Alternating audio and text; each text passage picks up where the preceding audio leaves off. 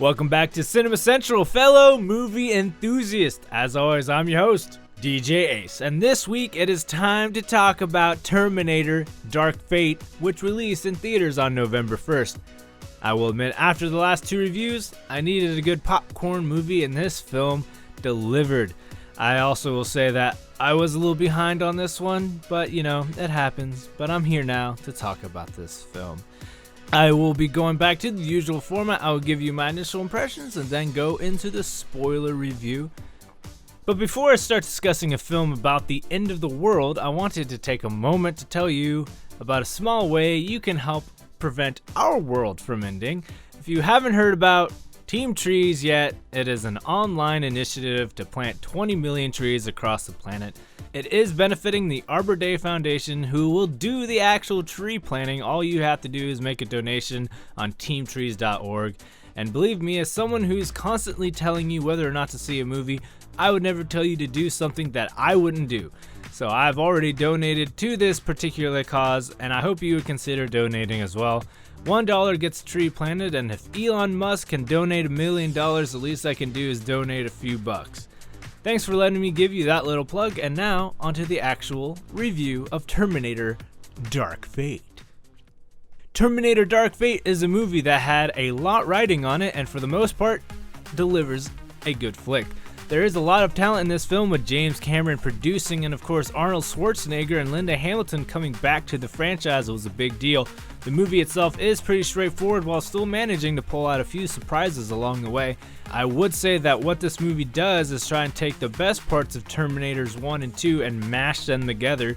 Whether or not they succeed, that's up for you to decide, but odds are if you are a fan of those classic movies, then you will find enjoyment from this movie. Unfortunately, it's fair to say that this franchise will not be back, as it was a total box office bomb, which is unfortunate because I felt that the movie was a step in the right direction for the franchise, and it did some pretty interesting things while also leaving the door open for a potential sequel. But it may have been too little, too late for the Terminator franchise. Those were my initial thoughts. Now it's time for the spoilers. You have been warned. I like the intro of the movie with the callback to the recordings of Sarah Connor in the psychiatric facility from Terminator 2. Actually, I have to say, if there has been one consistent thing in the Terminator movies, it's the intro, because it's always just reminding us about the end of the world at the hands of the machines. And this movie is no different. But still, I like the callback. And speaking of Sarah Connor, I really thought Linda Hamilton coming back to this role was a great move. It was obviously a main push for the trailers and the marketing. But as for the movie, she was great. I like the whole grizzled veteran vibe, and most of her scenes were pretty BA, which is what I like to see from that character. However, I think probably the biggest issue a lot of people have with this movie was the opening scene after the intro, where another T-800 Terminator kills John Connor, her son, whom they saved at the end of Terminator 2. It was a very shocking moment for sure, but I think it kind of rubbed some people the wrong way. Like, we already know that the Terminator timeline is a jacked up mess at this point, but this movie voids movies 3, 4, and 5, which is fine with me, but they also kind of undid all of Terminator 2, the best Terminator movie, at the very beginning of this film, and I think some folks felt a little betrayed. I, however, was more intrigued because, again, it was a very bold move, very surprising, and made me very interested in where the rest of this movie was going to take it. So we have a new character played by Mackenzie Davis named Grace, who's from the future, and she is an enhanced human. I actually like this new concept because it mixes up the formula a little bit. I'm glad they put limits on this whole enhancement process, and that gave it a real glass cannon kind of feel. And she says it in the movie, something along the lines, if you don't kill a Terminator in the first few minutes, you're dead anyway, because as you saw, her body starts to shut down, and the only way to keep going is to give herself some sort of super vitamin cocktail. And I thought the performance was good, and she did well with a lot of the action. Speaking of good performances, Gabriel Luna played the new future Terminator, the Rev 9, and I like that this model is able to actually act a lot more human than Terminators of the past. Because it is meant to be the ultimate infiltrator, it is also worth noting that he played Ghost Rider in Agents of S.H.I.E.L.D.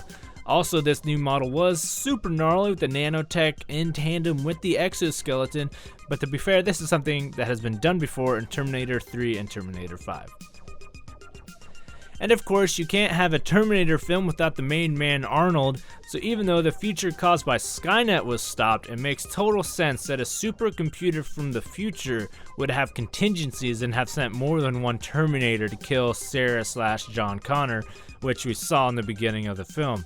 And now Sarah has since been killing even more Terminators that were sent back in time. But back to Arnold, dude was funny in this movie, as only he can be, though I will admit the idea of him adapting to living a normal life as a Terminator was a bit of a stretch, even for me, and probably for most people, because unlike in Terminator 2, he was never reprogrammed to be a good guy. So it is hard to believe that a literal killing machine would just set up shop with a family in Texas. But they needed a way to get Arnold to be his normal, charming self, and that's what we got. The one thing that was kind of silly about this movie was that it tried to keep you in suspense as to why they needed to protect this girl Danny from the Rev 9, but it was pretty super obvious by the time they actually say the reason, which of course is that she leads the human resistance against the new AI Legion in the future. But I'm just like, it's a Terminator movie. We know the formula. It has not changed in any of these movies. There's always someone to protect, and whoever it is has to save humanity. So within the first 10 minutes of the movie, when we see the Rev 9 trying to kill her, it's pretty obvious why she is important to the plot of the film. I will also say that one area this movie does excel at is the action. It is worth noting that this movie was directed by Tim Miller, who directed the first Deadpool movie. The one overarching theme that I thought was interesting about this movie was the idea that Judgment Day is always going to happen, because even though Sarah stopped it in 1997, it still happens in the future. The difference is, instead of Skynet, it's Legion trying to kill all of humanity. It's a subtle hint that humanity will always cause its own self-destruction.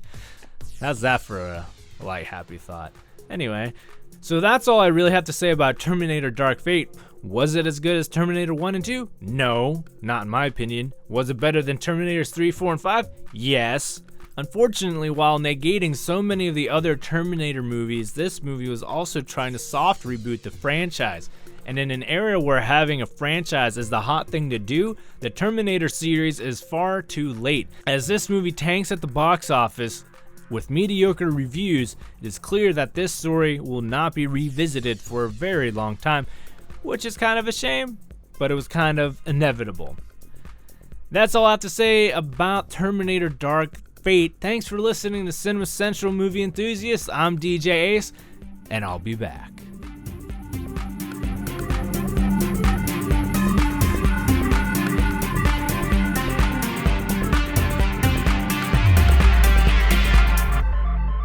Booyah!